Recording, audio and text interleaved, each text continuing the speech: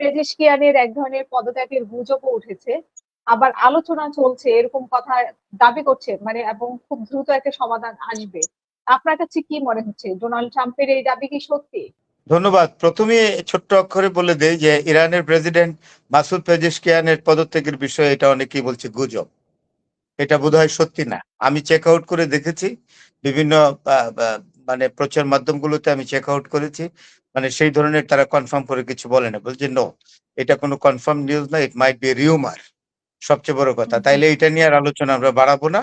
এখন গুরুত্বপূর্ণ বিষয় হলো, আপনার সঙ্গে আপনার টেবিল টকে আমি বহুদিন যাবত কথা বলছি, এই যুদ্ধ শুরু থেকে লাগাতার কথা। আপনি বলেন তো ডোনাল্ড ট্রাম্পের কথা কি একটাও ঠিক হয়েছে? আপনি তো মিডিয়া ম্যান এবং আপনার এটা খুব প্রমিনেন্ট চ্যানেল। কখনোই তো সেই কখনোই ঠিক না, হয়নি। আজকে যেটা বলেছে, ধরেন সকালে বললো রাতে এটা চেঞ্জ হয়, পরের দিন সকালে অন্য একটা বলে। সুতরাং ট্রাম্প একটা অবিশ্বস্ত মানুষ। এখন সারা বিশ্বের কোনো মানুষই বোধহয় ডোনাল্ড ট্রাম্পকে আর এখন বিশ্বাস করে না, এটা হলো ফ্যাক্ট।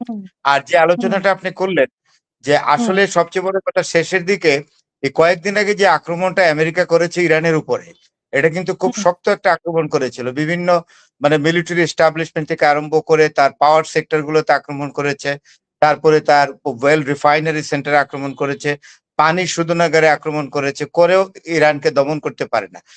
বিষয়টা অনেকে এটা বলে না, ইরানের যে ইন্টারনাল অ্যারেঞ্জমেন্ট যেটা, যেমন ধরেন ব্রিজ ব্রিজ ভেঙে ফেললো, ইঞ্জিনিয়ার রেডি আছে, আজকে ব্রিজটা ভাঙলো, কালকে একদিনের মধ্যে সে ব্রিজটা আবার ঠিক করে আবার সেখানে গাড়ি চালাইতে পারে, রেল লাইন যেটাকে বলে। আপনি পানি রিফাইনারি সেন্টার সাথে সাথে সব সেট অফ ইঞ্জিনিয়ার্স আর রেডি। সুতরাং ডোনাল্ড ট্রাম্প যেটা ভেবেছিল যুদ্ধের আগে, ইরান যে এতটাই শক্তি অর্জন করেছে তলে তলে বা গোপনে গোপনে বিভিন্ন ধরনের আর্মস অ্যামুনিশনস, মিসাইল, ড্রোন, এগুলো দিয়ে এবং অ্যাসিমেট্রিক স্টাইল অফ ওয়ারে ইরান যে একটা বিশিষ্ট জায়গায় বা শক্তিশালী জায়গায় যে অবস্থান নিয়ে বসে আছে, এটা কিন্তু ডোনাল্ড ট্রাম্প বুঝতে পারে নাই। এটা রেকি না করে, এটা খুব টপ সিক্রেটই ছিল। এবং এখানে সিআইএ বলেন, মুসাদ বলেন, তারা এই জায়গাটায় ফিল করছে কোন জায়গাটা, ইরান যে বাই দিস টাইম যে মিলিটারি ক্যাপাবিলিটি ডেভেলপ করেছে, যেটা ওয়ার স্ট্র্যাটেজিক ক্যাপাবিলিটি, এইটা ডোনাল্ড ট্রাম্পের ধারণার বাইরে ছিল। এখন প্রশ্নটা কিন্তু ওই জায়গায়, যুদ্ধটা কেন করলো, তাহলে প্রশ্ন এসে যায়। যুদ্ধটা করেছে এই জন্য যে মুসাদ এবং সিআই এর একটা কমন রিপোর্ট গেছিল। কমন রিপোর্টটা হলো এই, যে তারা একটা রিপোর্টটা সঠিক ছিল, বলছে যে ইরান কিন্তু একেবারে অ্যাটম বোমা বানানোর দ্বার প্রান্তে সোজা। এবং ওয়ান ফাইন মর্নিং ইরান যদি ডিক্লেয়ার করে বসে যে we have got the atom bomb or nuclear power, তাহলে পৃথিবীর যে অঙ্ক আছে, জিওপলিটিক্যাল যে ম্যাথস, এটা পুরোটা চেঞ্জ হয়ে যাবে। এবং এই রিপোর্টের ভিত্তিতে তখন ট্রাম্প পাগল হয়ে গেছে এবং নেতানিয়াহু পাগল হয়ে গেছে, তখনই জয়েন্টলি অ্যাটাকটা করছে। অ্যাটাক করার আগে বুঝতে পারে না যে নিউক্লিয়ার ছাড়াও ইরান এতটাই শক্তিশালী যে তাকে পরাজিত করা যায় না। ডোনাল্ড ট্রাম্প কিন্তু পরশুদিন বা এর আগের দিন হতে পারে, অথবা পরশুদিন, গত পরশুদিন বলেছে যে এই জাতি যে এত শক্তিশালী, ইরানের কথা বললো, যে আমি এটা কল্পনাও করি, এত শক্তিশালী একটি জাতি। তো সুতরাং এখানে ইরান একটা জিনিস প্রমাণ করে দিয়েছে, যেটা আমেরিকার নলেজে ছিল না। আমেরিকা ভাবছিল যে তারা পৃথিবীর যে কোনো জায়গায় যে কোনো দেশকে পরাজিত করে, কিভাবে এয়ার স্ট্রাইকিং করে, বিমান হামলা করে, যেটা আপনার ইয়াতেও যে মাদুরুকে নিয়ে আসছে ধরে ভেনিজুয়েলার, এদের এয়ার স্ট্রাইকিং করছে, ল্যান্ডে সৈন্য পাঠাইছে, হেলিকপ্টার দিয়ে পাঠাইছে, বা হেলিকপ্টার, তারপরে এয়ার ডিফেন্স বা এয়ার যে মানে আপনার বিমান যুদ্ধ, এইগুলোকে ইরান অচল করে দিয়েছে। এইগুলো আর এখন বর্তমান যে স্টাইল অফ ওয়ারটা, এটাতে বিমান মানে এয়ার স্ট্রাইকিং বা বিমান হামলা তেমন কোনো কাজে আসে না।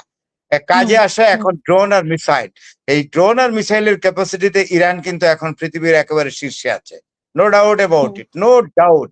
যে আমেরিকা কিন্তু প্রায় 5 মাস হয়ে গেল আমেরিকার বিরুদ্ধে, ইরান কিন্তু শক্তিশালী ভাবে দাঁড়িয়ে আছে, একদম হিমালয়ের মতো।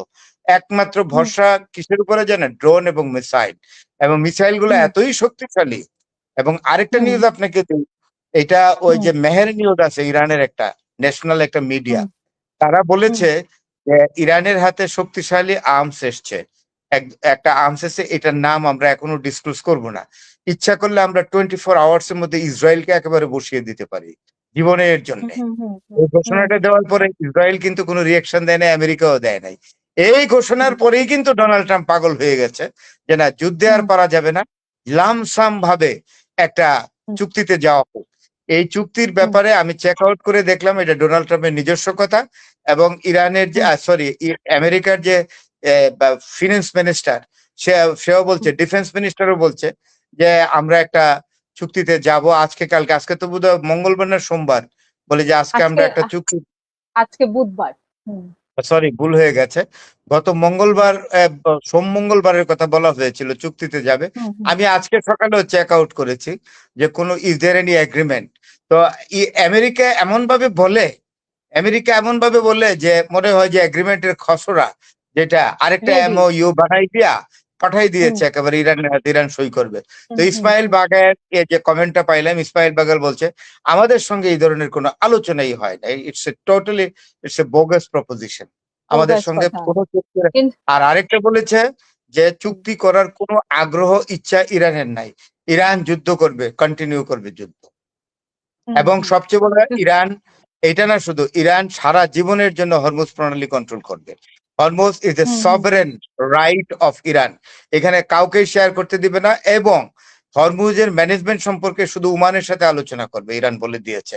And no hmm, country except Oman will be the part of the discussion with Iran, particularly on the strait of Hormuz.